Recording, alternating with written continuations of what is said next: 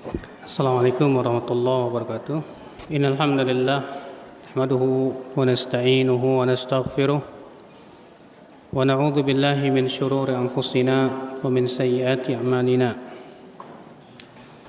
Man yahdihillahu fala mudilla lahu wa man yudlil fala hadiya lahu. Wa asyhadu an la ilaha illallah wahdahu la syarika lahu wa asyhadu anna Muhammadan abduhu wa rasuluh. قال الله تعالى في كتابه الكريم يا أيها الذين آمنوا اتقوا الله حق تقاته ولا تموتن إلا وأنتم مسلمون أما بعد. Alhamdulillah, ibu-ibu sekalian, kita bersyukur kepada Allah atas limpahan karunia dan nikmat yang Allah berikan kepada kita.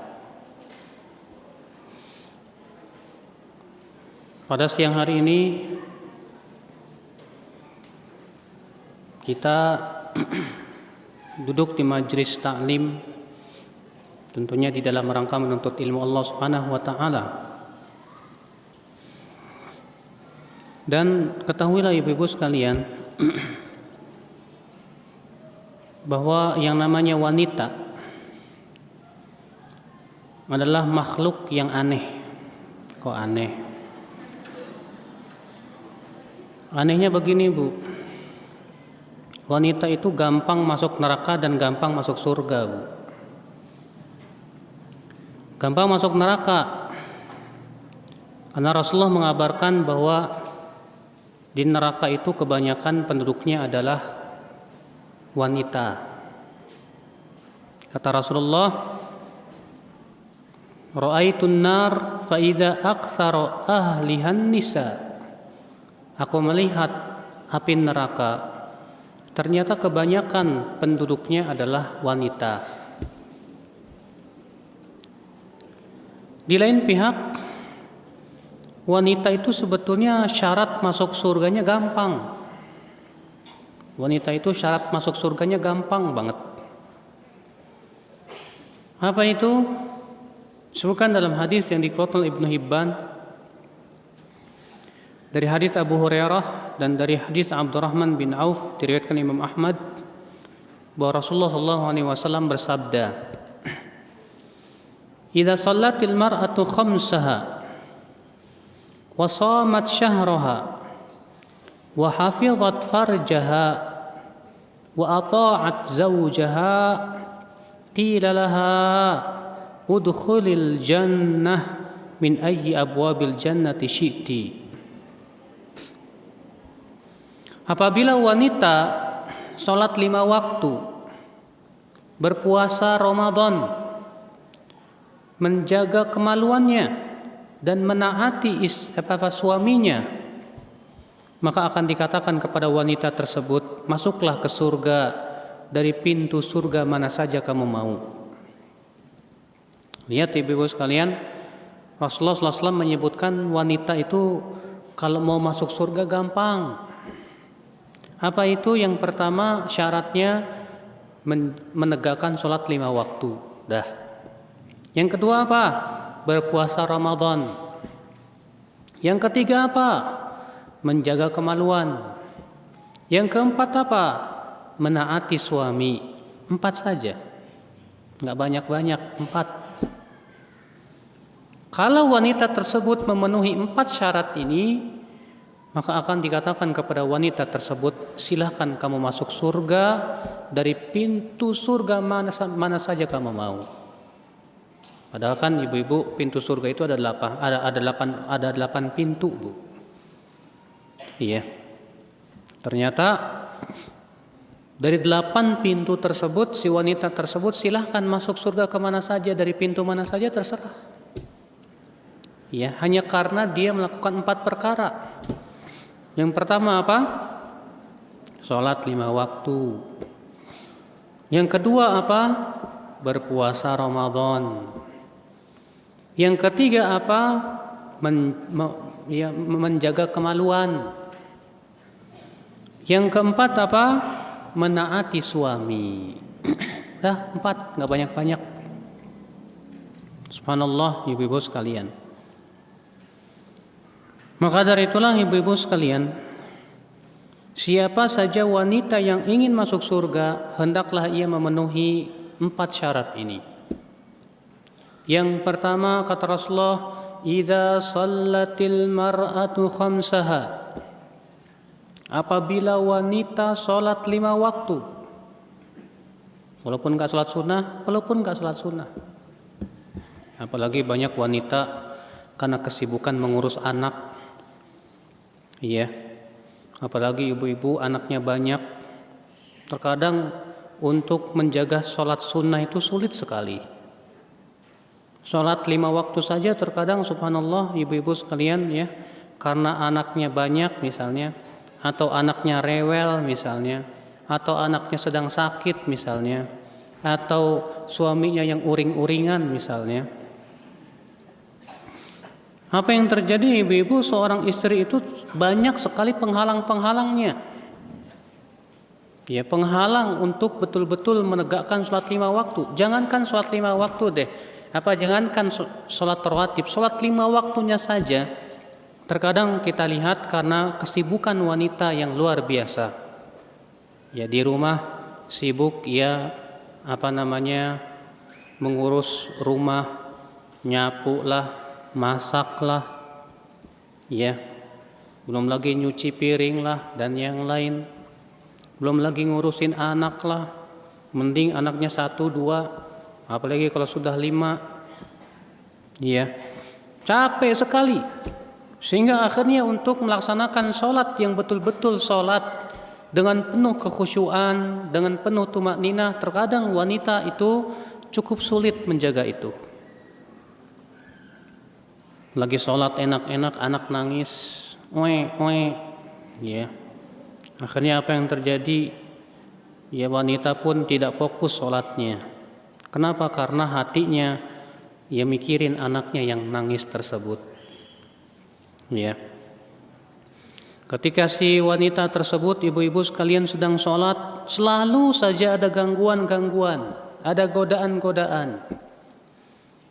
Makanya Rasulullah SAW hanya memberikan 4 saja untuk wanita, nggak banyak-banyak.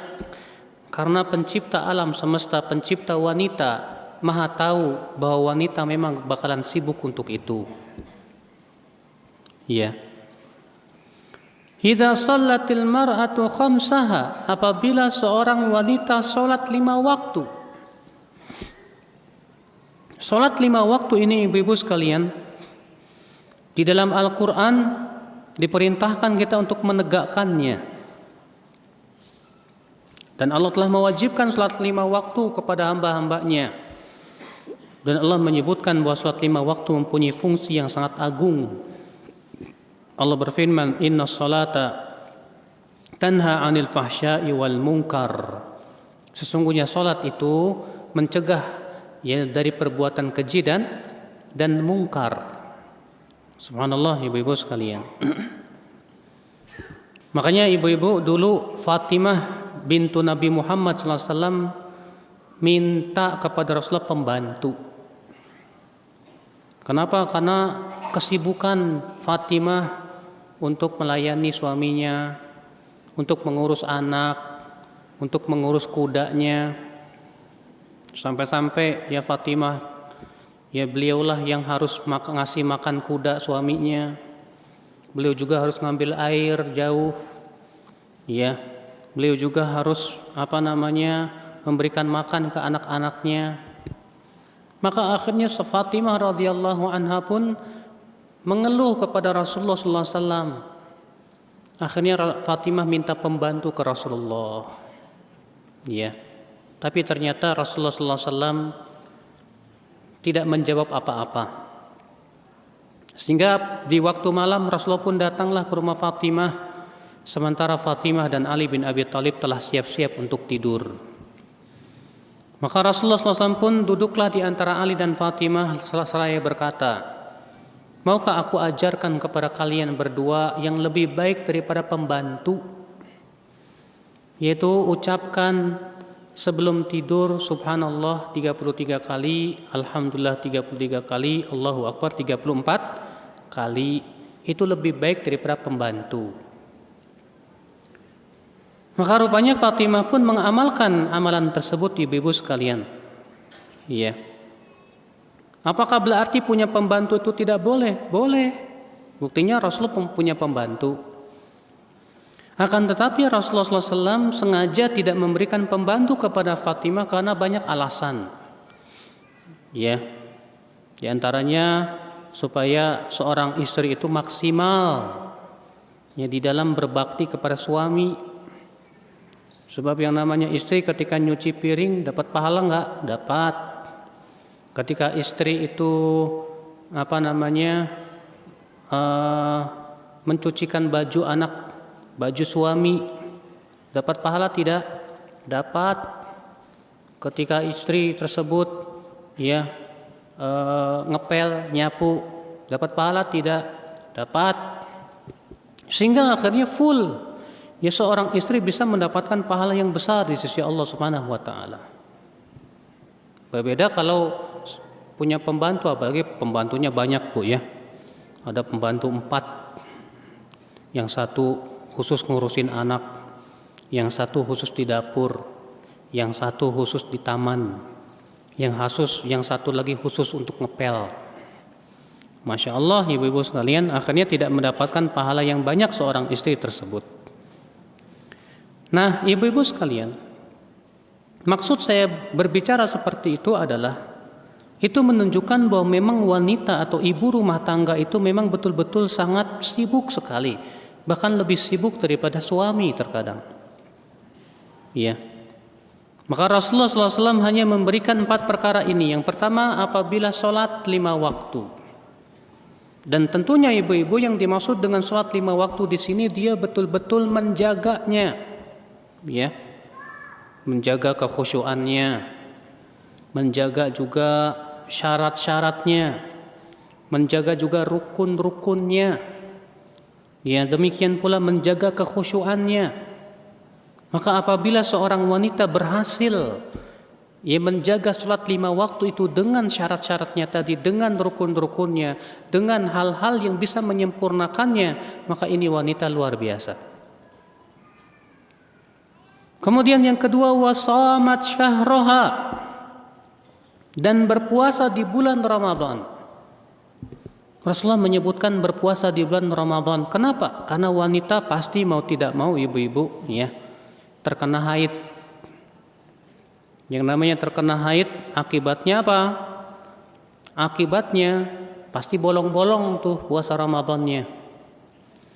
Yang namanya buat mengganti atau mengqadha itu ternyata, Bu, lebih berat dibandingkan dengan puasa bersama-sama kaum muslimin.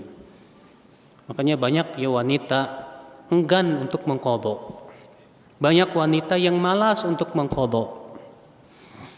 Maka dari itu Rasulullah SAW mengingatkan tentang pentingnya puasa Ramadan untuk wanita.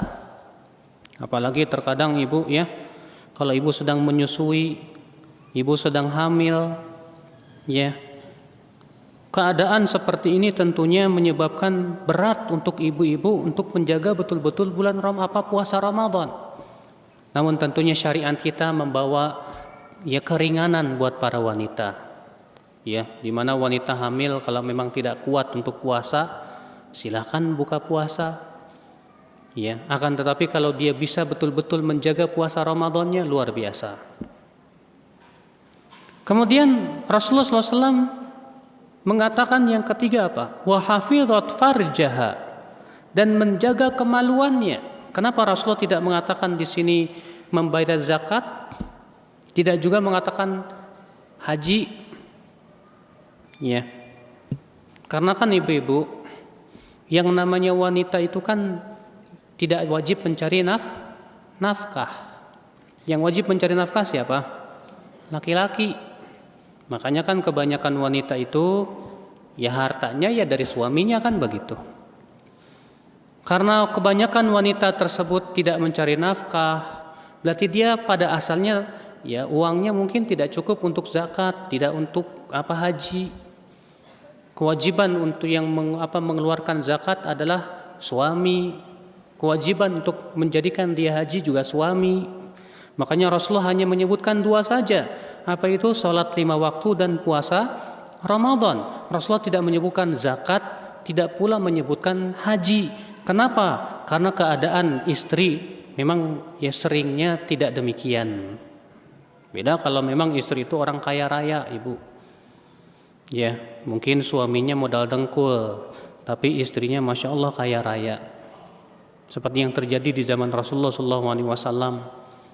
Ya, bahwa Ibnu Mas'ud ia berkata kepada istrinya, "Hai istriku, kamu mau zakat?" "Iya," kata istrinya. "Aku sebagai suamimu lebih berhak untuk mendapatkan zakat." Ya, mendapatkan sodakoh dari hartamu. Kenapa? Karena ya istrinya itu kaya, sedangkan Ibnu Mas'ud miskin sebagai suami. Akhirnya istrinya datang ke Rasulullah dan berkata, "Ya Rasulullah, Ibnu Mas'ud mengklaim katanya dia lebih berhak untuk diberikan sedekah daripada saya berikan kepada orang lain." Apa kata Rasulullah SAW? "Sodaqah, betul sekali Ibnu Mas'ud. Ya, suamimu yang paling berhak untuk mendapatkan sodakohmu, ya, wahai Fatimah." Maka rupanya Fatimah pun memberikan nafkah atau sedekahnya kepada suaminya. Kenapa? Karena suaminya miskin, istrinya kaya. Berarti kalau memang ibu-ibu kaya, punya uang dan yang lainnya, tetap ya ada kewajiban membayar zakat, ada kewajiban untuk haji. Tapi karena kebanyakan wanita tidak demikian, maka Rasulullah SAW tidak menyebutkan zakat dan haji. Rasulullah hanya menyebutkan 2 perkara saja. Apabila sholat 5 waktu, kemudian berpuasa Ramadan. Ya. Wa hafizat farjaha. Kemudian yang ketiga kata Rasulullah, apa syarat wanita untuk masuk surga? Yaitu menjaga kemaluannya. Ibu-ibu sekalian, seorang istri hendaklah dia menjaga kehormatannya. Ketika suaminya pergi, ya, jangan sampai dia kemudian berhubungan dengan laki-laki lain, Ibu. Menjaga kemaluan di sini bukan hanya zina, tapi juga zina yang berhubungan dengan zina hati, zina mata. Ya. Terkadang ibu-ibu, karena ibu-ibu sering main ya namanya Facebook, Ibu ya. Facebook lah, WhatsApp lah, apa namanya, media-media sosial lah. Mau tidak mau akhirnya ibu ya ngobrol dengan laki-laki.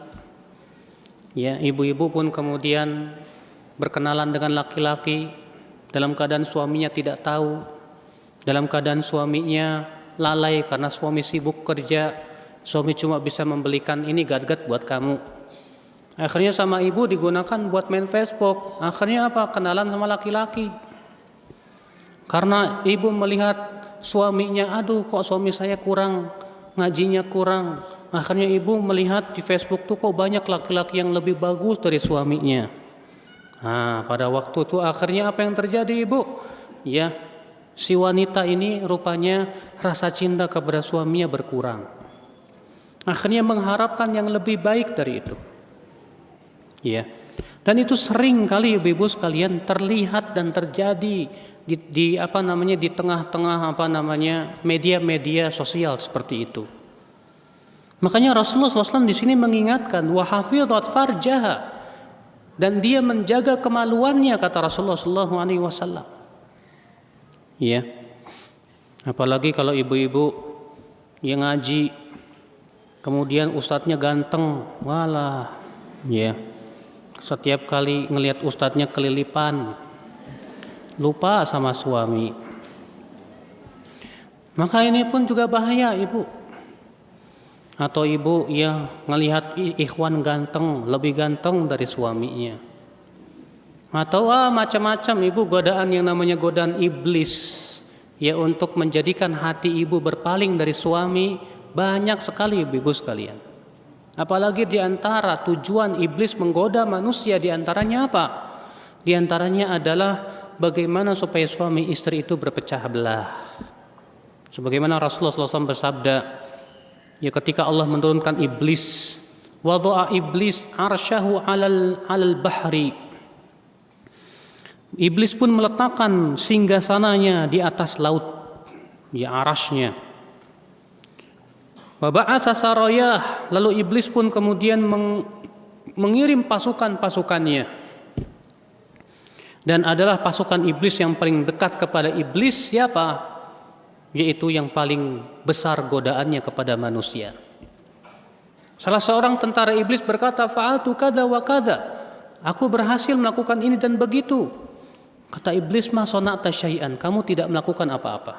Kamu belum melakukan apa-apa. Yang satu lagi berkata, ya kata apa tentaranya, ma taraktuhu hatta farraqtu bainahu wa baina zaujatihi. Aku tidak tinggalkan dia sampai aku berhasil menjadikan dia bercerai antara dia dengan istrinya. Kemudian iblis pun mendekatkan tentaranya ini sambil berkata, ni'ma anta, sebaik-baiknya pasukan itu kamu. Maka iblis, ibu-ibu sekalian, berusaha bagaimana caranya seorang suami berkurang cintanya kepada istri, atau istri berkurang cintanya kepada suami. Itu tahapan yang pertama biasanya, ibu. Caranya banyak, entah itu dengan diperlihatkan laki-laki lain yang lebih ganteng, yang lebih dari suami, sehingga ibu pun kemudian jatuh hati kepadanya, sehingga ibu pun melihat kelebihan-kelebihannya, sementara ibu melihat kekurangan-kekurangan yang ada pada suami. Ya, sehingga akhirnya ibu berzina hatinya, berzina hati ibu, ya. Walaupun hanya sebatas dengan zina hati, ibu-ibu sekalian, ini sudah luar biasa, menjadi pintu yang sangat besar, sehingga akhirnya ibu pun bisa jatuh kepada perbuatan yang lebih besar dari itu. Tapi seorang wanita ketika ia berusaha untuk menjaga dirinya, menjauhi segala macam hal-hal yang bisa menjerumuskan dia kepada apa? Ya, perbuatan zina. Maka Rasulullah mengatakan syarat yang ketiga seorang wanita agar bisa masuk surga, apa itu? Wa hafizat farjaha, dia betul-betul menjaga kemaluannya. Iya. Yang keempat apa? Syarat untuk masuk surga kata Rasulullah SAW, wa ata'at ba'laha atau wa ata'at zaujaha, menaati suaminya. Masya Allah, ibu-ibu sekalian. Syarat yang keempat ini adalah menaati suami, ibu. Dan menaati suami itu, ibu-ibu, terkadang bukan perkara yang mudah. Menaati suami itu terkadang banyak godaannya, bu. Ya. Terkadang karena suami memerintahkan hal-hal yang ibu berat melakukannya, sehingga akhirnya ibu pun tidak menaatinya. Ya. Contoh misalnya suami minta sama ibu dalam keadaan ibu sedang capek, sedang lelah, sementara suami pengen. Ya. Akhirnya seringkali ibu-ibu menolak permintaan suami. Akhirnya suami pun marah, kesal. Akibatnya apa yang terjadi? Malaikat pun melaknat ibu. Ini contohnya lagi, kalau misalnya suami minta kepada ibu melakukan perbuatan yang ibu merasa berat untuk melakukannya, ibu. Maka ini, ibu-ibu, ya sebuah tantangan tentunya untuk seorang istri, ibu-ibu sekalian. Nah, sekarang bagaimana dong, Ustadz, supaya saya sebagai seorang istri bisa menaati suami? Ibu-ibu sekalian, agar ibu-ibu bisa menaati suami, baik dalam keadaan ridho maupun dalam keadaan tidak ridho, ada beberapa perkara yang hendaknya ibu lakukan. Apa itu? Yang pertama, yaitu pelihara keikhlasan, di mana ibu hanya mengharapkan wajah Allah Subhanahu wa taala semata. Di mana ibu ketika melakukan perintah-perintah suami tersebut, tujuannya tiada lain adalah mengharapkan pahala yang besar di sisi Allah Subhanahu wa taala. Ya. Ketika ibu diperintah sama suami, "Mah, tolong dong beliin ini ke sono." Ibu sedang malas, lagi capek lagi, disuruh sama suami beli ke Alfamart misalnya atau ke Indomaret misalnya. Iya. Tapi ibu ingat, ini kan pahalanya besar ya. Besar pahalanya untuk menaati suami ini adalah nggak apa-apa capek dikit, yang penting pahalanya besar. Maka kalau ibu memang betul-betul ikhlas mengharapkan pahala Allah, saya yakin ibu yang capek, yang berat seperti itu akan mudah dan ringan. Iya. Ketika ibu lagi sebel sama suami, memang ibu ya, kalau ibu sedang cinta sama suami, mungkin ketika menaati suami itu mudah.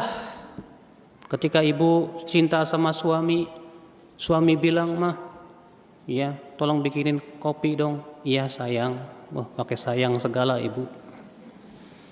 Tapi kalau ibu lagi marah sama suami, saking keselnya sama suami, mungkin kalau suami minta dibikinin kopi, apa jawaban ibu? Ya, menggerutu ibu. Bikin aja sana sendiri. Iya. Tapi kalau ibu mengingat, oh, yang namanya pahala itu semakin berat, semakin besar. Beda ibu menaati suami di saat ibu senang dan cinta, dan menaati suami di saat ibu kesal dan sebel. Ya. Ketika ibu menaati suami dalam keadaan ibu kesel, ibu enggak suka sama suami karena marah atau yang lainnya, itu jelas jauh lebih besar pahalanya dibandingkan ketika ibu menaati suami dalam keadaan ibu cinta dan senang kepadanya. Kenapa demikian? Karena ketika ibu menaati suami dalam keadaan ibu kesal, ada perjuangan untuk melawan hawa nafsu.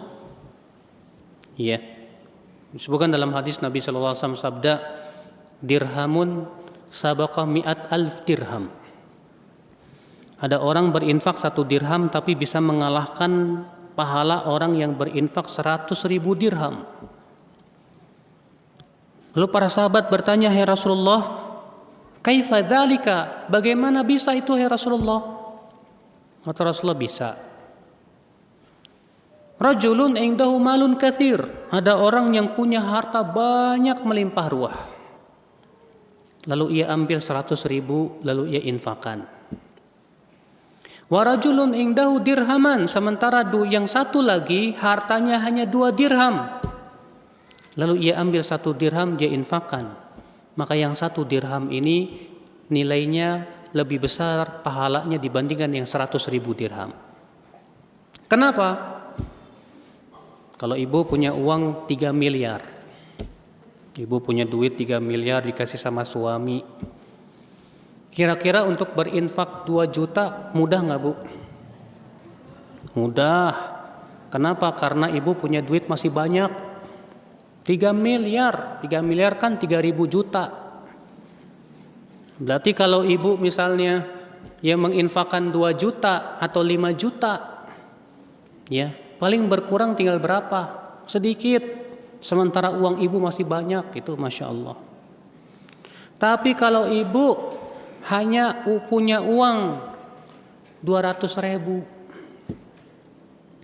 ya, aduh, ini duit tinggal 200.000 di kantong saya, ya.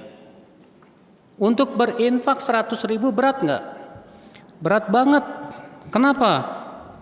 Yang namanya seperti itu biasanya keadaannya, waduh, gimana nih? Ya banyak pertimbangan, pelit membelit. Akhirnya apa yang terjadi? Ya, dia pun berusaha untuk melawan hawa nafsunya, dikeluarkan juga 100.000, udah nggak apa-apalah nih. Mudah-mudahan dapat pahala saya di sisi Allah. Ingat, ini selama tidak memberikan mudarat kepada suami dan anak, ya. Maka pada waktu itu ibu nilainya yang 100.000 ini bisa mengalahkan yang 2 juta. Demikian pula sama. Ketika ibu menaati suami dalam keadaan ibu senang, ibu cinta, pahalanya tidak sama ketika ibu menaati suami dalam keadaan ibu kesal, sebel dan marah sama suami. Ya, kenapa? Karena ketika ibu sedang marah sama suami, sedang kesal sama suami, disitulah nilai perjuangan. Perjuangan untuk melawan hawa nafsu, perjuangan untuk menahan kekesalan ibu. Akhirnya ibu tetap menaati suami. Masya Allah ibu-ibu sekalian, ya. Bagaimana itu bisa ibu lakukan? Karena ibu ingat pahala. Oh iya ya, dalam keadaan saya kesal begini justru pahalanya lebih besar. Ya udah deh, ya gimana lagi suami saya menyuruh, ya biarlah kesal hati saya asal saya dapat pahala. Itu bisa ibu lakukan kalau memang ibu betul-betul ikhlas mengharapkan wajah Allah. Kalau memang ibu betul-betul mengharapkan pahala di sisi Allah Subhanahu wa taala. Nah, ini ibu ya, tips yang pertama agar ibu bisa menaati suami. Apa itu? Dipelihara keikhlasannya. Betul-betul mengharap keridhaan Rabb-nya. Betul-betul dia mengharapkan pahala yang ada di sisi Allah Subhanahu wa taala. Yang kedua, ibu, bagaimana caranya supaya ibu bisa menaati suami? Caranya jangan mengingat-ingat kekurangan suami, tapi ingatlah kelebihan-kelebihan suami. Kalau ibu melihat ada kekurangan pada suami, lumrah, dia manusia, bukan malaikat. Kalau ibu melihat ada kekurangan pada suami, segera ibu ingat bahwa suami banyak kelebihan-kelebihan yang lain yang ibu suka. Makanya kata Rasulullah SAW, la yakrahu mu'minun mu'minah fa in kariha minha khuluqan radiya minha akhar. Janganlah seorang laki-laki membenci istrinya wanita yang mukminah. Kalau ia tidak menyukai salah satu akhlak dari istrinya, dia masih ridho dan suka kepada akhlak yang lainnya. Ibu-ibu, kalau ibu hanya terfokus memikirkan satu keburukan suami dan melupakan banyak kebaikan suami, saya yakin ibu akan menjadi kurang cintanya kepada suami. Akibatnya ibu pun menjadi malas-malesan untuk menaati suami. Dan inilah yang menjadi pintu terbesar ibu masuk ke dalam api neraka. Oleh karena itu Rasulullah SAW sabda, ra'aitul nar, aku melihat api neraka, fa idza aktsaru ahlihan nisa, ternyata kebanyakan penduduknya siapa? Wanita. Yakfurna, mereka kafir. Kafir kepada Allah bukan. Yakfurnal ashir, kafir kepada suami, kata Rasulullah. Idza ahsana ahadukum ila ihdahun, salah seorang suami sudah banyak berbuat baik kepada istri, tsumma ra'at minka syai'an, kemudian istri melihat satu kekurangan atau sedikit kekurangan pada suami. Apa yang terjadi? Si istri pun berkata, ma ra'aitu minka khairan qat, aku belum pernah melihat kamu berbuat baik sedikit pun juga. Gara-gara sedikit kekurangan suami, gara-gara sedikit kesalahan suami, hilang semua kebaikan suami. Gara-gara itulah wanita masuk ke dalam api neraka. Maka kalau ibu ingin bisa menaati suami dan masuk surga, hindari sifat seperti itu. Ketika ibu melihat suami berbuat salah kepada ibu, jangan mengingat-ingat kesalahannya, apalagi yang sudah berlalu. Ya banyak istri ibu paling suka ngingetin kesalahan suami di masa lalu. Kamu kan dulu pernah begini, kamu kan begini. Padahal suaminya sudah tidak melakukan perbuatan itu. Tapi subhanallah, kesalahan suami seakan-akan tidak pernah dilupakan sama istri. Makanya di antara talbis iblis ibu, godaan iblis terhadap istri adalah dengan mengingatkan kepada ibu kesalahan suami. Ini bahaya loh, Bu. Maka kalau ibu sudah mengingat kesalahan suami dan kemudian ibu pikirkan aja, aduh suami saya kok begini, yang ada ibu akan sebel sama suami. Ibu akan berkurang cinta ibu kepada suami. Akhirnya ibu pun akan melirik laki-laki lain yang lebih daripada suami ibu. Ya, akhirnya apa? Jatuh kepada zina hati. Ya, akhirnya apa? Suami pun sudah tidak peduli lagi. Fala ilaha illallah. Hati-hati ibu. Ya. Jadi kalau ibu melihat kesalahan suami, adalah lumrah saja dia seorang manusia. Ya, tidak akan selamanya yang namanya suami berbuat baik, sepandai-pandainya tupai melompat akhirnya jatuh juga. Ya. Jangan sampai satu kesalahan itu ibu ingat-ingat terus, jangan Bu. Udahlah, dia manusia, dia suami saya. Allah berikan suami saya kepada saya, itu yang terbaik buat saya. Adapun kesalahan dia, itu dosa dia, saya maafkan saja. Tapi dia masih punya sifat-sifat lain yang saya suka. Dia orangnya Masya Allah, Masya Allah. Coba ibu ingat-ingat ya, apa kebaikan-kebaikan suami yang banyak kepada ibu. Dia sebetulnya sayang sama saya, Masya Allah. Dia selalu memberikan kebutuhan sama saya. Dia selalu memaafkan kesalahan saya. Masya Allah, dia selalu memperhatikan orang tua saya. Ya. Nah, coba ibu-ibu sekalian, kalau ibu ya memfokuskan satu kesalahan atau beberapa kesalahan dan menghilangkan banyak kebaikan, maka ini pintu setan. Tapi ketika ibu lawan dengan cara ya melihat kebaikan-kebaikan yang ada pada suami, maka insya Allah ibu pun akan mudah untuk mengalahkan kekesalan ibu kepada suami. Ya. Kemudian yang ketiga, ibu-ibu sekalian, bagaimana supaya ibu bisa menaati suami? Peliharalah cinta ibu kepada suami.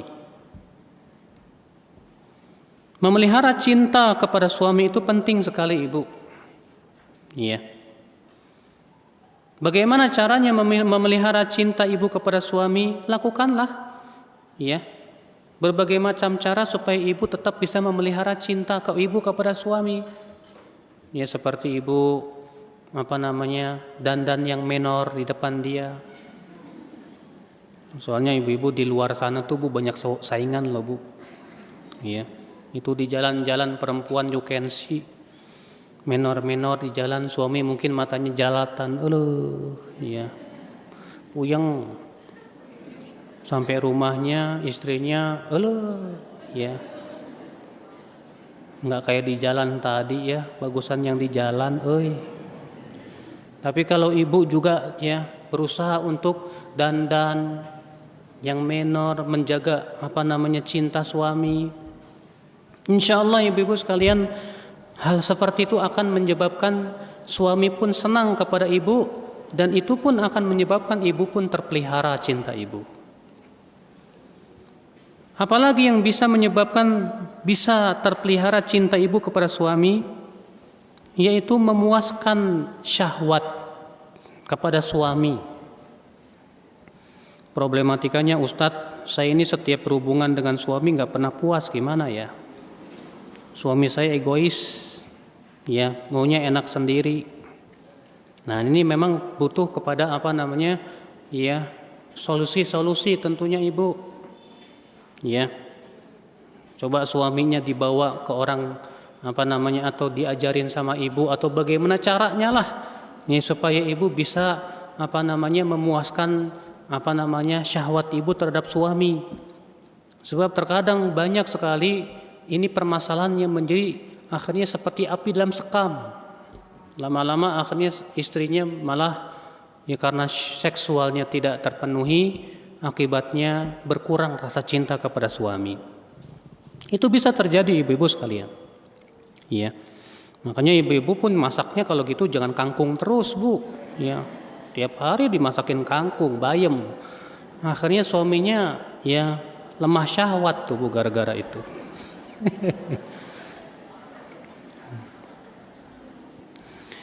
Ibu-ibu sekalian, kemudian ibu-ibu bagaimana caranya supaya ibu bisa menaati suami? Yaitu ibu berhati-hati ibu dari teman-teman yang buruk. Bisa saja teman-teman yang buruk itu menggembos-gembosin ibu.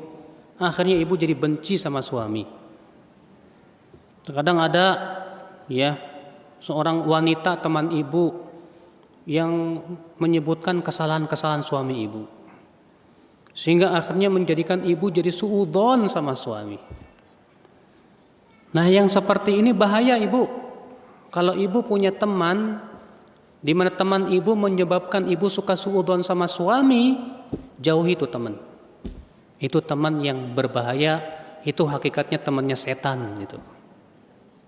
Ya, ada apa sih kok dia itu membuat saya jadi suudzon sama suami? Ya mungkin si wanita ini cerita misalnya, kemarin saya lihat suami kamu kok jalan berduaan sama perempuan ya. Nah lu, padahal setan misalnya. Bisa saja terjadi. Hati-hati. Maka dari itu ibu-ibu sekalian, ya, kalau ibu punya teman yang seperti itu yang menyebabkan ibu timbul suudzon kepada suami, maka jauhi teman seperti itu. Kemudian yang ketiga, yang keempat ibu-ibu sekalian, bagaimana supaya ibu bisa selalu menaati suami? Yaitu peliharalah rasa percaya ibu kepada suami, sehingga ibu pun selalu berhusnudzon kepada suami dan tidak dikuasai oleh suudzon kepada suami. Ya, bilang kepada suami, Mas, kalau bisa janganlah memperlihatkan atau melakukan perbuatan-perbuatan yang membuat saya ini nggak percaya sama kamu, Mas. Kadang kan suaminya tiba-tiba kok SMS-nya sembunyi-sembunyi, ada apa itu? Ya, kalau istrinya datang tiba-tiba HP-nya disembunyiin, ya. Kenapa itu? Biasanya biasa-biasa aja. Sekarang kok kalau SMS-an sembunyi-sembunyi ya. Akhirnya ibu jadi suudzon. Ada apa ini? Jangan-jangan dia lagi berhubungan sama cewek lain. Kalau ibu suudzon dalam keadaan seperti itu, akhirnya ibu panas tuh, Bu. Kalau sudah seperti itu biasanya setan masuk. Maka dari itulah ibu terus terang aja sama suami. Ya. Tolong jangan melakukan perbuatan-perbuatan yang membuat kita ini saling suudzon. Ibu juga harus memelihara kepercayaan suami kepada ibu, dan suami pun harus mempelajari menjaga kepercayaan istri kepada suami. Ya. Jangan melakukan hal-hal yang bisa menyebabkan si istri menjadi suudzon kepada suami. Udah, Mas, ya, nggak usah sembunyi-sembunyi, Mas. Kalau mau kawin lagi sono. Waduh. Iya. Mana ada ibu ya. Nah, ibu-ibu sekalian, maka yang seperti ini sangat penting ibu, supaya ibu bisa menaati suami. Sebab kalau hati ibu selalu husnudzon kepada suami, ibu percaya sama suami, maka pada waktu itu cinta ibu pun akan terpelihara kepada suami. Sehingga pada waktu itu pun ibu pun akan merasa tenang, sehingga untuk menaati suami pun mudah. Tapi ketika suudzon itu menghantui pikiran ibu, ya, sehingga akhirnya ibu pun selalu mencurigai dia. Akibatnya apa? Mata ibu akan menjadi melotot sama dia. Ibu jadi tidak suka sama dia. Ibu akan membangkang kepada dia dan yang lainnya. Hati-hati ibu. Masalah suudzon kepada suami ini banyak sekali dalam kehidupan rumah tangga, menyebabkan si istri akhirnya tidak taat kepada suami. Sallallahu alaihi wal afiyah. Kemudian ibu-ibu sekalian, bagaimana supaya ibu bisa menaati suami? Yang kelima, ya, agar ibu bisa menaati suami ibu dan tidak memaksiati suami ibu, yaitu bertemanlah dengan teman-teman yang salihah, yang memang mereka adalah wanita-wanita yang menaati suami-suami mereka. Bertemanlah dengan teman-teman yang bisa membantu ibu menaati suami. Ya, kalau ibu punya teman dan ternyata teman ibu tersebut memang wanita yang suka membangkang kepada suami, pasti teman ibu akan ngajarin ibu yang enggak. Ya. Pasti yang namanya sesama wanita kan suka curhat. Aduh, suami saya kok gini ya, gini. Ya kebetulan temannya juga sikap sama suaminya, ya kalau saya mah keras aja sama suami, ya bodoh amat sama suami. Akhirnya ibu mencontoh dia. Wah, ini bahaya, Bu. Kalau bisa ibu carilah teman-teman yang salihah, carilah teman-teman yang menaati suami, carilah teman-teman yang bisa mengingatkan kesalahan ibu, carilah teman-teman yang berusaha untuk ibu ya istiqomah dalam menaati suami. Makanya Rasulullah SAW sabda, al-mar'u ala dini khalilih. Seseorang itu di atas agama temannya.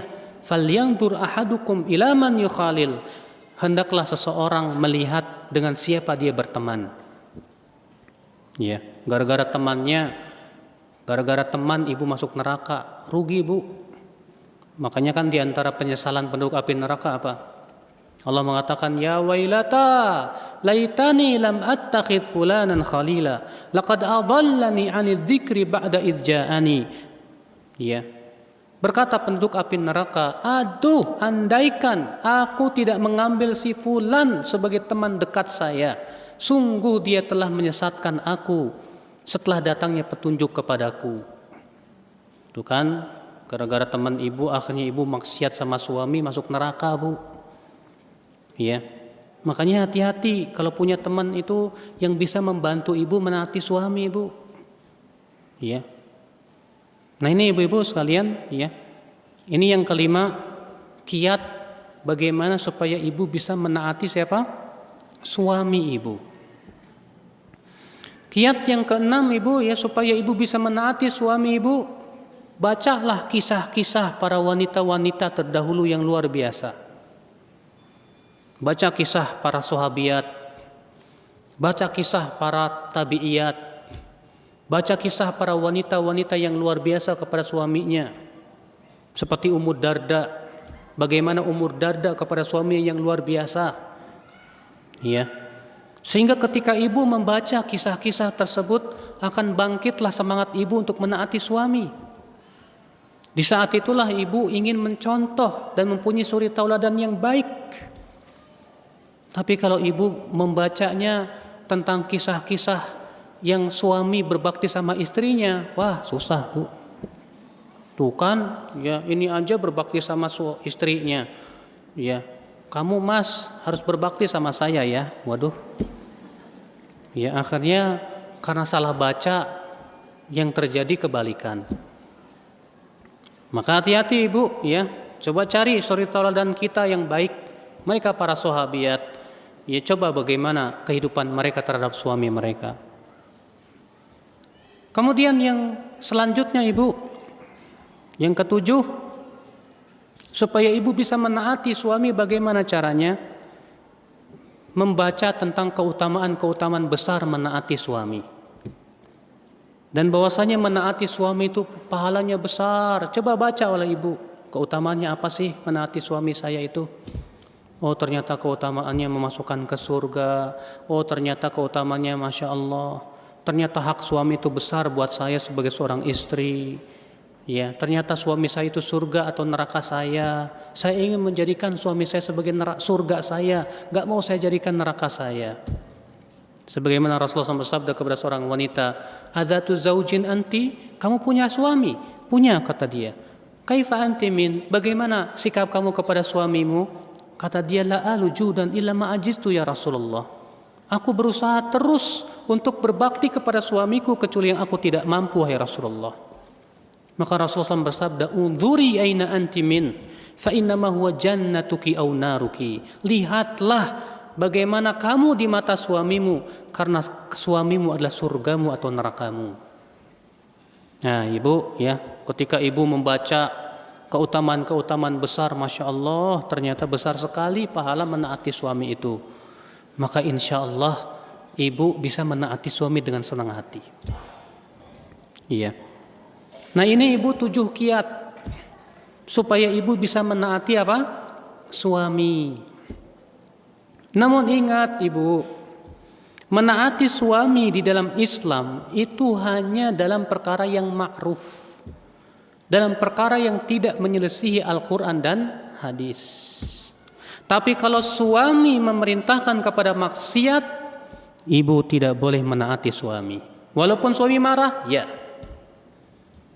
Kalau suami berkata kepada ibu mah, ya, dandan apa yang cantik dikit, ya, pakai gincu gitu, gincu, pakai bedak, kan saya nggak malu bawanya, ya. Terkadang kan ada suami yang seperti itu dayus Bu, yang dia itu merasa senang kalau istrinya itu kecantikannya dinikmati oleh banyak laki-laki. Jadi kalau dibawa ke mall, istrinya suruh dandan. Bilang ke suami, Mas, bukan apa-apa ya Mas ya, menaati kamu itu memang sebuah kewajiban buat saya Mas. Tapi masalahnya dalam Al-Quran Allah melarang, Mas. Allah berfirman, wala tabarrujna tabarrujal jahiliyatil ula. Janganlah para wanita tabarruj seperti tabarrujnya jahiliyah pertama. Saya jadi bingung, saya menaati Mas atau menaati Allah ya? Terkadang suami bilang begini, tenang, pokoknya saya tanggung deh dosanya sama saya. Sombong nih suami. Aduh mas, menanggung dosa sendiri aja nggak bisa, mau nanggung dosa orang lain. Iya. Yang jelas saya tidak mau mas, wajah saya ini dinikmati oleh banyak laki-laki mas. Saya mau hanya kamu saja yang menikmati saya. Iya. Masya Allah ibu, maka dari itulah sabar. Ketika suami minta kepada ibu melakukan perbuatan yang tidak sesuai syariat, jangan taati, tapi ucapkanlah kata-kata yang membuat hati senang. Iya. Bilang kepada suami, mas, masya Allah, perintahmu memang bagus, perintahmu memang wajib aku laksanakan, tapi Allah dan Rasulnya lebih aku taati. Ya. Iya. Nah itu ibu-ibu sekalian. Makanya Rasulullah SAW sabda, la ta'ata li makhluqin fi ma'siyatil khaliq. Tidak boleh menaati makhluk dalam rangka dalam rangka memaksiati Allah Subhanahu wa taala. Nah, inilah ibu-ibu sekalian, kalau ibu melakukan 4 perkara, ibu masuk surga. Kata Rasulullah, idza shallatil mar'atu khamsaha, apabila wanita salat 5 waktu, wa shamat syahraha, berpuasa Ramadan, ya. Kemudian wa hafizat farjaha, menjaga kemaluannya, wa ata'at ba'laha, dan menaati suaminya. Qila laha, akan dikatakan kepada si istri ini, udkhulil jannah, silahkan kamu masuk surga dari pintu surga mana saja yang kamu mau. Masya Allah, ibu-ibu sekalian, semoga ibu-ibu yang ada di sini termasuk para penghuni surga, yang menjadi bidadari-bidadari surga, yang berusaha untuk merealisasikan 4 perkara dalam kehidupannya. Amin ya rabbal alamin. Baiklah ibu-ibu sekalian, kita buka tanya jawab. Silahkan ibu-ibu yang mau bertanya. Bagaimana dengan suami yang selalu kasar bila bicara, sering menyakiti hati, tak berperasaan? Apakah suami seperti ini harus tetap ditaati? Harus. Masalah kasarnya dia, dosa dia. Jangan sampai kasarnya dia, perbuatan dia, ibu balas dengan cara ibu berbuat maksiat kepada suami. Siapa saja yang berbuat maksiat kepada Allah terhadap ibu, kalau suami bermaksiat kepada Allah terhadap ibu, jangan ibu balas dengan cara berbuat maksiat kepada suami, karena itu menjadi neraka buat ibu. Jadi gimana dong? Saya kan gak suka Ustaz. Ya, tahanlah perasaan. Sabarlah, insya Allah di balik kesabaran akan ada jalan keluar. Karena Allah Ta'ala berfirman, isbiru wasabiru, sabarlah dan usahakan terus untuk bersabar. Ya, dan Rasulullah SAW juga bersabda, wa ma utiya ahadun ata'an khairan wa awsa'a minas sabr. Tidaklah seseorang itu diberikan dengan pemberian yang lebih baik dan lebih luas dari kesabaran. Sampai kapan Ustaz saya bersabar? Sampai mati. Loh kok bisa begitu? Iya, yang namanya kesabaran itu memang harus sampai mati, Bu.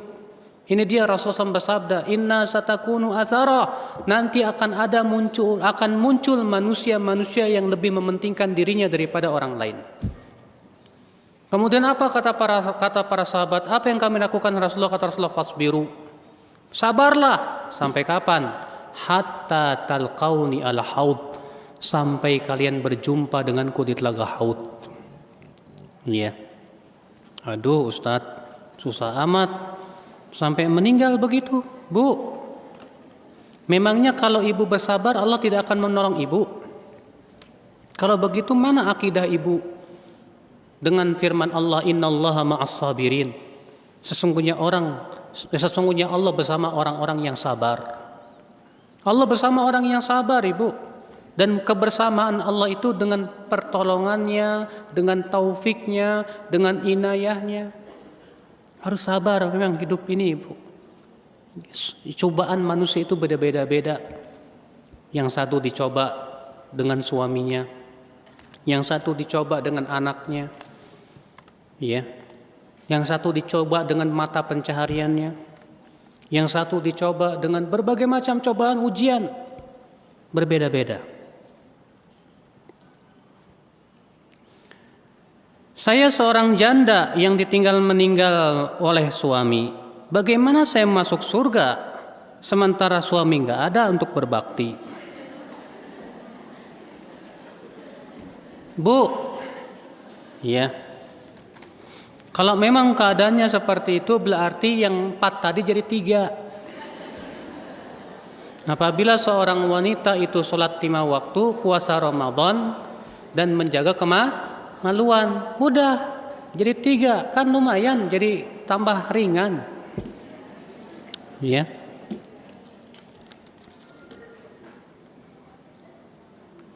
Bagaimana kita bisa melupakan kesalahan suami, Ustadz? Sementara suami tidak merubah suatu keadilan yang diberikan kepada istrinya. Oh, ini istri keberapa ya? Iya. Bilang ke suami, Mas kan nikahin saya.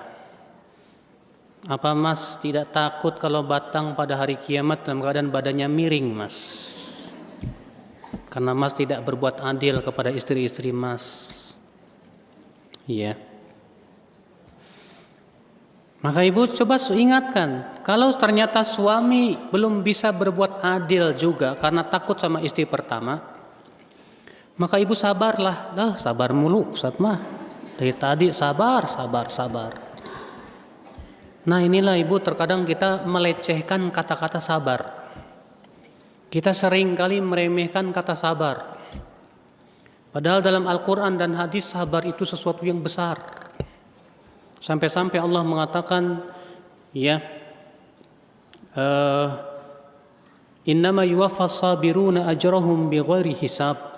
Sesungguhnya orang yang sabar itu diberikan pahala tanpa batasan. Saking besarnya pahala sabar. Kita terkadang ketika Ustadz memberikan solusi sabar, seakan-akan itu bukan solusi. Padahal itu solusi yang terbaik. Kenapa? Karena Allah akan memberikan kepada dia berbagai macam pahala, pertolongan, inayah, taufik, insya Allah. Sambil ibu sabar, sambil ibu nasihatin suami. Tapi ibu jangan marah-marah sama suami. Bilang ke suami, ya, kamu kan berani kawin lagi, berarti harus berani nanggung resiko, Mas. Banyak laki-laki, Bu, maaf aja, Bu. Ya kawinnya sembunyi-sembunyi, Bu. Yang namanya sembunyi-sembunyi kan kayak kucing, ya. Akhirnya nggak berani, dan dia tidak siap menerima resiko kalau istri pertamanya ketahu. Ketika istri pertamanya tahu, kiamat sudah. Disitulah akhirnya dia tidak bisa bersikap adil kepada istri yang kedua. Makanya coba ibu lihat di zaman Rasulullah ketika nikah lagi sembunyi-sembunyi enggak? Enggak. Para sahabat ketika nikah lagi sembunyi-sembunyi enggak? Enggak. Enggak ada mereka yang sembunyi-sembunyi, Ibu. Ya, gentle. Ya, kalau memang mau nikah lagi dan siap, dia harus adil. Dia harus siap dia mengatur istri-istrinya. Begitu seharusnya. Adapun hanya sebatas beraninya diam-diam, takut ketahuan istri pertama, saya katakan ini tidak sesuai dengan sifat Rasulullah dan para sahabat. Iya.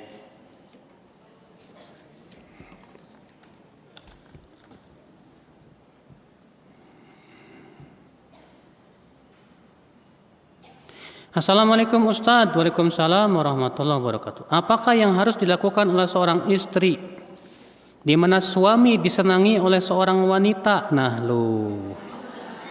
yang suka kirim pesan walaupun hanya kata salam, Masya Allah, sapa, curhat, dan minta pendapat atau nasihat. Suami pun membalasnya dan menasihatinya. Itu terjadi berulang. Si suami komentar, ia minta solusi dan nasihat sajakah, tapi hati saya tidak tenang dan kadang cemburu. Sampai saat ini ngasih saja walaupun sekali-kali. Tolong solusinya. Bilang ke suami, Mas, setan itu lebih pintar dari kita loh, Mas. Pertama sih niatnya pengen ngasih komentar. Tapi saya yakin tuh Mas, yang namanya hati laki-laki yang normal pasti empot-empotan. Ya. Apalagi kalau yang SMS sama suami tersebut cantik. Ya. Saya yakin suami ini ketika berkata kepada istrinya, enggak kok, cuma buat nasihatin aja. Gombal. Ya. Kenapa? Seorang laki-laki yang normal, ini maaf ya Bu ya, saya katakan sebagai perasaan saya sebagai seorang laki-laki loh Bu. Iya. Siapapun laki-laki kalau mendapatkan SMS dari wanita, baik itu minta solusi ataupun yang lain, ya kalau memang ternyata itu si perempuan tadi itu adalah cantik, pasti ada perasaan. Perasaannya macam-macam lah, mau terbang lah, mau apalah dan yang lainnya. Iya. Maka dari itu Ibu, iya. Makanya saya sebagai seorang ustadz, apalagi Ibu ya, pasti yang namanya istri ya pasti cemburu dong, iya. Dan ternyata tugas saya sebagai seorang ustadz tersebut, ia mengharuskan ada ibu-ibu telepon, ya saya harus menjawab berbagai macam curhatan dia. Ya, terkadang serba salah nih kalau ya istri suka cemburu, ngapain sih telepon sama perempuan? Aduh, ngapain ya? Ya. Maka dari itu Ibu ya, saya nasihatkan kepada ibu agar warning sama suami. Bilang ke suami, Mas, hati-hati Mas, setan tuh pintar loh Mas. Walaupun sifatnya hanya ingin menasihati dan yang lainnya, tapi kalau itu sudah keseringan, ya, kalau sekali-kali aja sih nggak masalah kan. Ini keseringan tiap hari lah, ya, pasti mau tidak mau akan ada perasaan. Kalau itu sudah sering, hati-hati Ibu. Maka dari itulah, ya, ketika ibu terjadi hal seperti itu, segera warning sama suami. Bilang kepadanya, Mas, saya hanya ingin menyelamatkan ya diri dan suami saya dari api neraka. Kalau memang Mas ya betul-betul ingin menasihati dia, nasihatilah dia, jangan sampai tiap hari begitu. Ya, ini kan akan bisa menjerumuskan Mas. Tapi terkadang Bu, suami kalau dinasihatin seperti itu sama istri suka marah Bu, kesel. Kamu kok cemburu terus sih sama saya? Bilang kepada dia, bukan saya cemburu Mas, saya cuma mengingatkan bahwa tipu daya iblis itu pintar. Ya, udah kamu percaya aja sama saya nggak percaya. Dan tidak boleh seseorang merasa percaya diri bahwa dirinya akan selamat dari fitnah, nggak boleh. Tidak boleh seorang laki-laki berkata, yakin saja saya nggak akan terfitnah. Bohong. Dari mana dia yakin dan bisa meyakinkan dirinya bahwa dirinya akan selamat dari fitnah?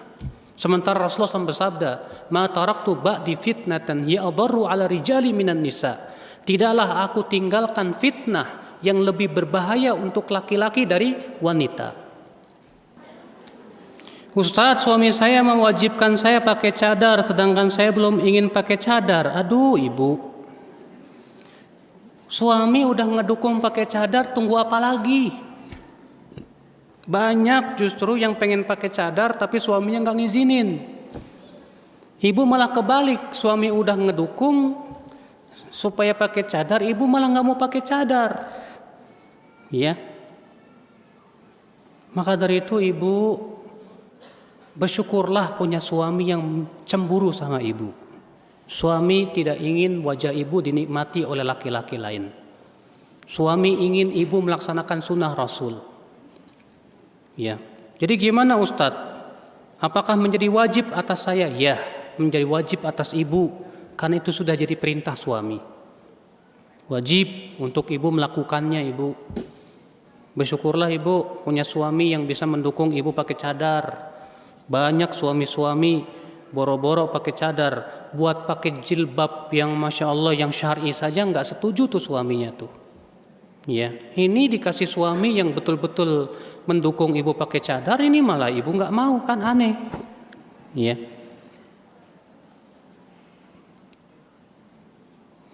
Suami saya Facebookan sama cewek, sering chattingan. Kalau saya ditegur dia marah, saya dipukulin. Katanya laki-laki boleh punya istri 3 sampai 4. Saya bilang boleh, tapi keadaan kami lagi dililit hutang. Suami saya sering ngaji, bagaimana caranya saya menasihati suami? Bilang, "Mas, tahu diri dong." Ya. Pertama, perbuatan kamu Facebookan sama cewek, chattingan, saya mau tanya sama kamu, itu dosa apa enggak? Kalau kamu enggak percaya, tanyakan ke Ustadz Badru, tanyakan ke Ustadz Firanda, tanyakan ke Ustadz Erwandi. Ya. Itu hukumnya apa? Ya. Kalau cuma sebatas chatting-chattingan, senang-senangan begitu. Yang kedua, kamu pukulin saya, dolim mas, dan saya akan tagih kamu di hadapan Allah Subhanahu wa taala. Iya. Yang ketiga, betul suami yang namanya laki-laki boleh punya istri 2, 3, 4, tapi bukan chattingan. Iya. Yang ketiga, harus siap adil mas. Nah sekarang kita dililit utang, gimana? Ya udah, saya mau cari janda kaya, malu. Iya. Nah ibu, coba ibu nasihatin baik-baik sama suami. Ya, ingatkan supaya dia bertakwa kepada Allah Subhanahu wa taala. Saya ingin menaati suami. Saya baru mengenal sunnah dan mengikuti sunnah, tapi keluarga saya sangat melarang saya untuk memakai pakaian syar'i, itu berjubah. Jadi saya setiap berkunjung ke rumah orang tua saya kembali memakai pakaian tidak syar'i alias gaul. Apakah saya termasuk golongan yang munafik? Mungkin butuh dikuatkan saja dulu akidahnya untuk siap menghadapi berbagai macam ujian. Iya.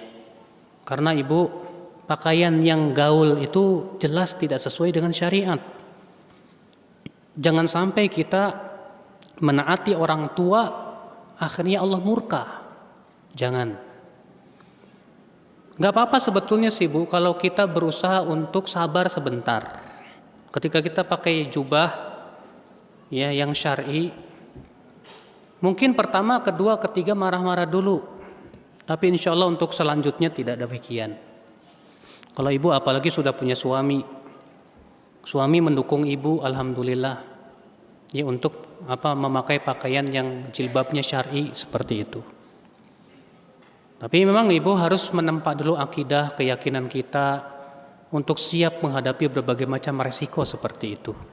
Coba kita ingat bagaimana perjuangan para sahabat terdahulu yang mereka itu masya Allah berhijrah meninggalkan harta mereka, ya, yang mereka itu masya Allah mengharapkan keridhaan Allah semata.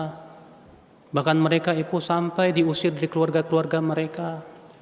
Nah itu kita tentu ibu ya kita jadikan mereka sebagai suri tauladan kita dalam kehidupan kita. Allahu a'lam.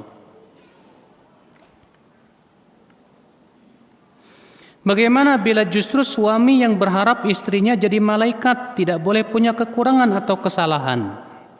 Suami justru yang banyak menuntut kesempurnaan. Bilang ke suami, "Mas, saya akan semaksimal mungkin untuk sempurna di depan Mas. Semaksimal mungkin saya. Tapi saya manusia punya keterbatasan Mas. Kalau ada kekurangan tolonglah dimaklumi Mas." Dahulu para sahabat istri-istri Nabi SAW saja, coba kehidupannya bagaimana mas? Apakah istri-istri Nabi SAW tidak pernah berbuat salah kepada Nabi? Tanyakan kepada suami, sebutkan satu istri Nabi SAW yang tidak pernah berbuat salah kepada Nabi SAW. Bukankah Nabi SAW pernah meninggalkan istri-istrinya selama 29 hari? Nabi SAW pernah meninggalkan istri-istrinya selama 29 hari, bayangkan. Ya, sampai-sampai para sahabat mengira bahwa Rasulullah menceraikan istri-istrinya. Kalau itu istri-istri Nabi, apalagi saya bukan istri Nabi. Istri Nabi SAW keimanannya luar biasa. Sementara saya, tolonglah, ya. Saya pun tidak minta Mas untuk sempurna di mata saya. Saya yakin Mas pun seorang laki-laki yang ya tidak sempurna. Kita bukan manusia yang sempurna, Mas. Ya. Kalau saya memang salah, tolong diingatkan. Tapi tolonglah ingatkan dengan cara yang baik, lemah lembut. Saya manusia biasa, Mas, yang punya perasaan. Iya. Iya. Nah, seperti itu, Ibu. Sampaikan kepada suami.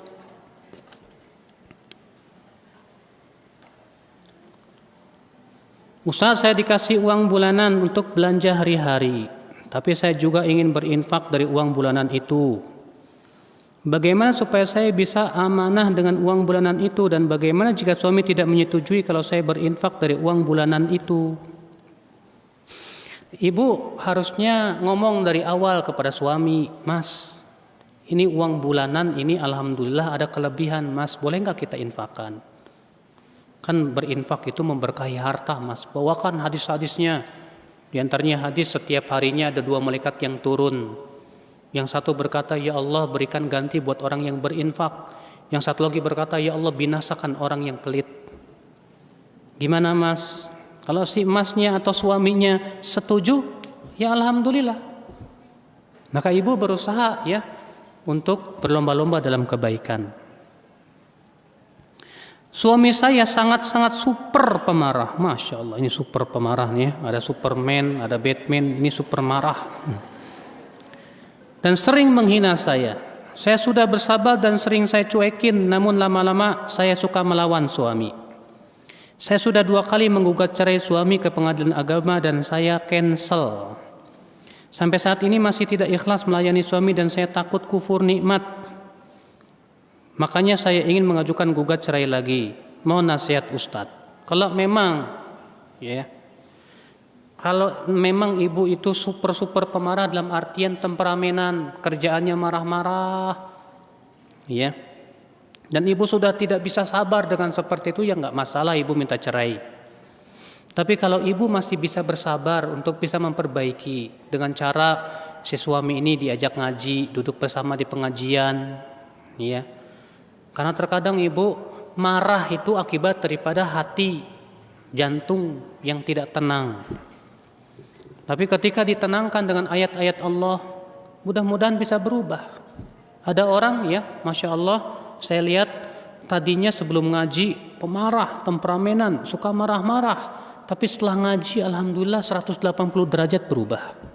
Menjadi orang yang adem, Masya Allah. Nah ini ibu ya.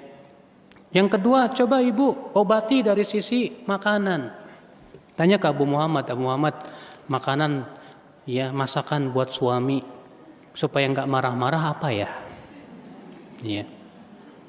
Iya Bu, ada tuh kayak kangkung, bayam, itu bikin tenang tuh Bu. Iya. Kasih aja. Habis ibu tiap hari kasihnya daging kambing, ya tambah marah lah.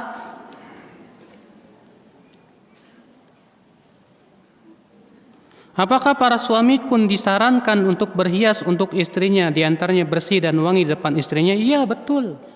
Bukankah Rasulullah SAW sebelum masuk ke rumah beliau bersiwak dulu? Kenapa bersiwak dulu sebelum masuk ke rumah ketemu istrinya untuk menghilangkan sesuatu yang membuat istrinya tidak suka? Iya. Maka suami pun jangan semena-mena. Suami pun juga berusaha bagaimana dia wangi depan istrinya. Ya giginya pun mulutnya nggak bau. Supaya apa? Supaya hal seperti itu bisa menjaga kelanggengan cinta kasih ya antara dua sejoli.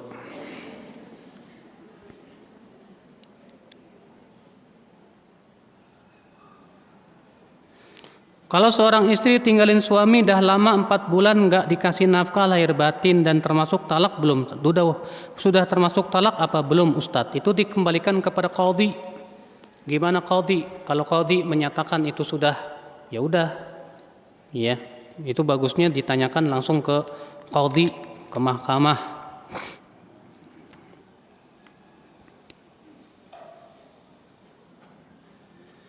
Ustaz, kalau istri sedekah suami mendapatkan pahala. Apakah kalau suami sedekah istri mendapat pahala? Enggak tahu. Suami ana mulai melirik dengan wanita lain. Nah lu, apa yang harus ana lakukan Ustaz? Karena ana bukan wanita yang cantik. Kalau ibu memang betul-betul luar biasa, ya, keimanan ibu bisa berkata kepada suami, Mas, kalau memang Mas suka sama dia, saya akan hubungi dia supaya jadi istri Mas yang kedua. Gimana? Oke? Ya. Maka kalau ibu memang luar biasa keimanannya, bagus. Supaya apa? Supaya suami terbantu agamanya dan terjaga hatinya. Tapi kalau ibu kurang keimanannya, ya duh gimana ya? Maka ibulah berusaha bagaimana cara cantik di depan suami. Ya, dandan yang cantik, yang menor. Ya, yang penting bagaimana suami itu tidak melarik ke wanita lain. Wallahu alam. Yes, semaksimal ibulah.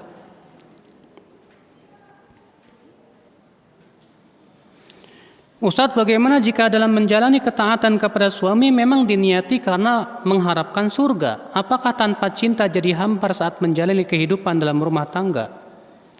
Saya ingat kisah ibu di zaman Umar bin Khattab. Ada seorang suami berkata kepada istrinya begini, istriku, jujurlah kepadaku. Kamu sebetulnya cinta nggak sih sama saya? Kata istrinya, hai suamiku, kalau kamu memang menginginkan kejujuran dari saya, sebetulnya saya tidak cinta sama kamu. Bengong suaminya. Akhirnya si istri pun kepikiran terus, dosa enggak ya ngomong begitu. Akhirnya dia nanya ke Umar bin Khattab. Waktu itu Amirul Mukminin Umar bin Khattab. Dia berkata, hai Amirul Mukminin, kemarin suami saya minta kejujuran saya. Ya saya bilang saya jujur enggak cinta sama dia. Kata Umar, subhanallah, kenapa kamu tidak berdusta? Ya. Berapa banyak rumah tangga yang tegak bukan di atas cinta, tapi di atas berharap pahala. Lihat Umar bin Khattab berkata begitu. Berapa banyak rumah tangga yang tidak dibangun di atas cinta, tapi dibangun di atas berharap pahala. Rupanya si istri ibu pun akhirnya menuruti perkataan Umar bin Khattab. Yang jelas si istri ini menyatakan secara jujur dia tidak cinta sama suaminya. Tapi karena dia berharap pahala dan mengharapkan apa yang ada di sisi Allah Subhanahu wa taala, maka jadilah dia berusaha untuk semaksimal mungkin mendapatkan pahala. Ini dia ibu seorang tokoh warid yang bernama Imran bin Hattan. Nah, saya lupa namanya, bukan Imran kalau nggak salah. Dan adalah wajahnya ini buruk. Dan kemudian dia jatuh cinta sama seorang wanita yang sangat cantik rupawan. Iya. Yang kemudian akhirnya dia pun dinikahkan dengan laki-laki tersebut. Nyata si wanita ini pun pemikiran khawarij. Ya, rupanya suaminya buruk wajahnya, istrinya kebalikan, cantik sekali. Apa kata si istri kepada suaminya? Wahai suamiku, Allah menguji saya dengan wajahmu. Ya. Dan Allah menguji kamu dengan kecantikanku. Apakah kamu akan bersyukur atau tidak? Sedangkan saya akan bersabar atau tidak? Masya Allah ibu, ya. Si wanita ini berkata demikian kepada suaminya.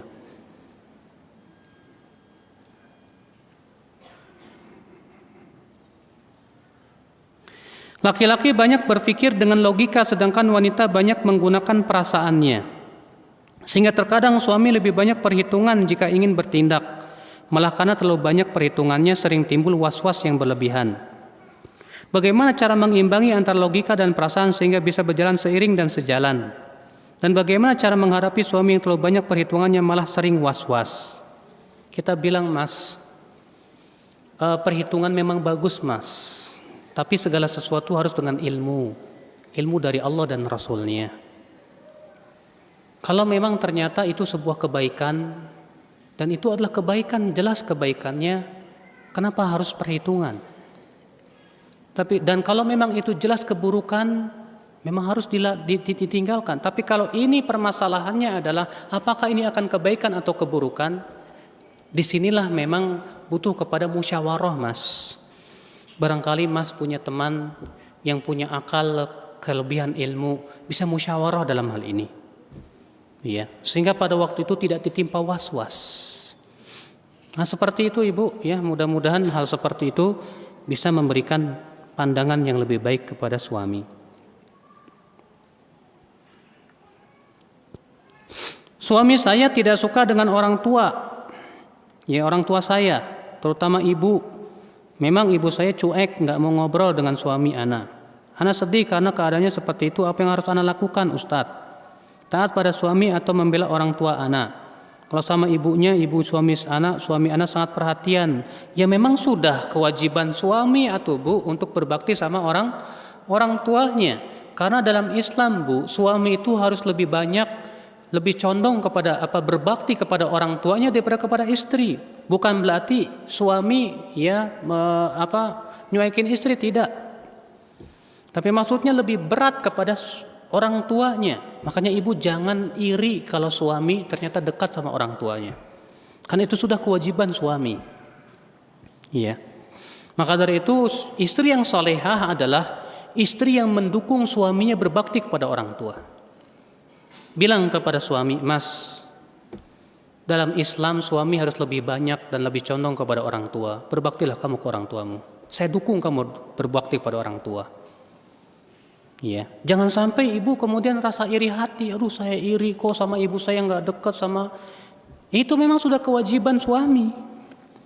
Dan dalam Islam juga, Bu, seorang istri itu harus lebih besar perhatiannya kepada suami daripada kepada orang tua. Karena itu yang ditunjukkan oleh dalil-dalil, di antaranya hadis bahwa Rasulullah SAW bersabda, apabila aku lau kuntu amiran ahadan an yasjuda li ahadin, kalaulah aku memerintahkan seseorang untuk sujud kepada orang lain, aku akan perintahkan seorang istri sujud kepada siapa? Kepada suami apa kepada orang tua? Suami. Itu menunjukkan betapa besarnya hak suami buat istri, Ibu. Ya.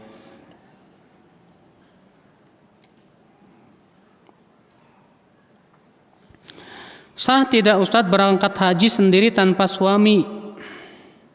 Sah, tapi dia berdosa karena pergi tanpa mahram. Ya. Sah, tapi dia berdosa karena pergi tanpa mahram. Dan anehnya suaminya mengizinkan, kan lucu. Seharusnya suami itu wajib pergi untuk menemani istrinya, wajib itu. Iya. Allahu alam, segera cukup sampai di sini. Mudah-mudahan apa yang saya sampaikan bermanfaat ibu-ibu sekalian. Mohon maaf bila ada kata-kata yang tak berkenan. Subhanakallah bihamdik, asyhadu an la ilaha illa anta astaghfiruka wa atubu ilaik. Wassalamualaikum warahmatullahi wabarakatuh.